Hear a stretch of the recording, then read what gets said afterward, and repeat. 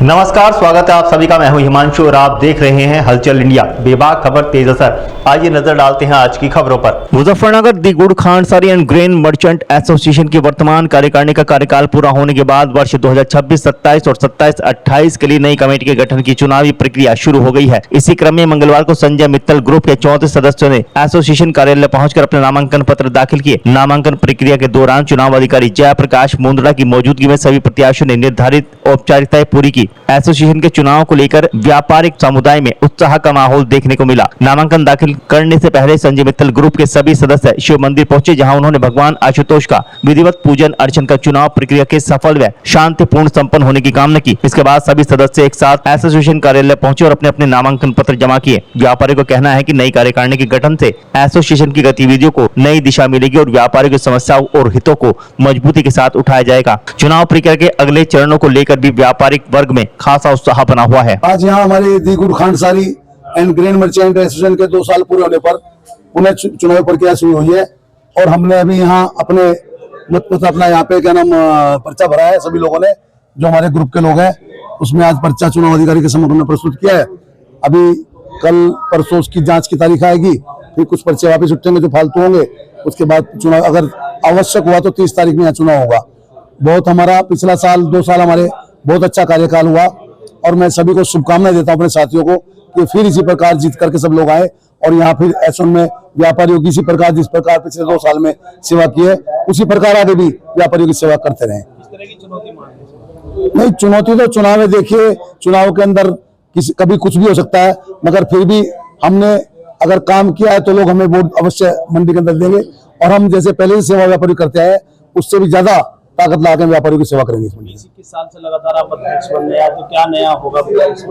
नया तो जो व्यापारियों का काम होता है, सबसे बड़ी चुनौती तो मंडी में आवक की है, जिसके लिए हम बराबर लड़ते रहते हैं।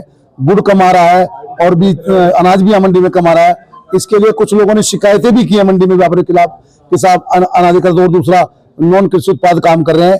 जबकि मेरा इसमें मानना है, हमने 30-35 लाख रुपए देकर के मंडी में दुकानें ली हैं। कुछ तो सामान यहाँ मंडी बेचेगा और जो सामान यहाँ बिक रहा है वो बायो मंडी का वो है, क्या नाम उसका उत्पाद है। ये इसमें चाहे अरंडी का तेल यहाँ बिक रहा हो, पन्नी बिक रही है, गुड़ में लगती है। अरंडी का तेल भी क्या नाम कोल्लू पे जाता है। हाइड्रो है, हाइड्रो भी कोल्लू पे काम में आता है, गुड़ में लगता है। तो इस तरह के आइटम यहाँ बिक रहे हैं। और किसान की मंडी है, किसान जब मंडी में अपना ट्रैक्टर लेके आता है, वो प्रत्येक सामान, चाहे गाय के लिए खल हो, चूरी हो, चोकर हो, कुछ भी, अरंडी का तेल हो, कोल्लू में लगाने के लिए सब माल यहाँ से लेकर के जा रहा है।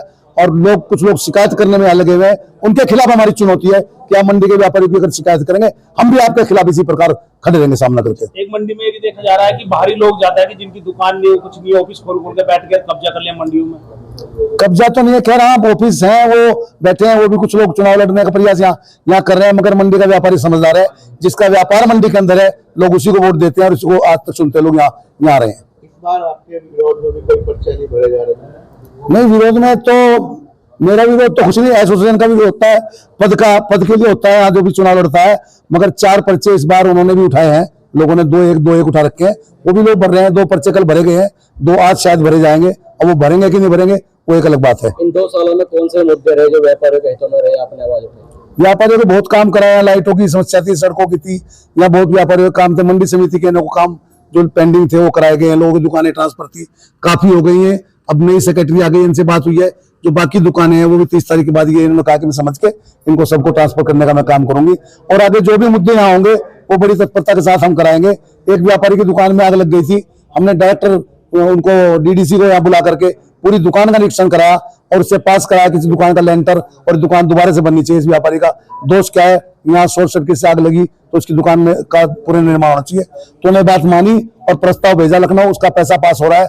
कुछ अनाज मंडी के फड़े जो काफी साल से नहीं बन पाए हैं, उनकी भी बराबर मांग उठा रहे थे। इस बार हमने पूरे जोर शोर से बात की है, तो उन्होंने कहा कि दुकान का निर्माण भी और इन फलों का निर्माण भी हम एक साथ जल्दी पैसा भेज रहे हैं, इनका निर्माण यहाँ कराया जाएगा। लेने का कल फिर होंगे हाजिर कुछ नई और ताजा खबरों के साथ। तब तक के लिए दीजिए हमें इजाजत। नमस्कार। हमारे YouTube और Facebook चैनल को फॉलो और सब्सक्राइब करना ना भूलें।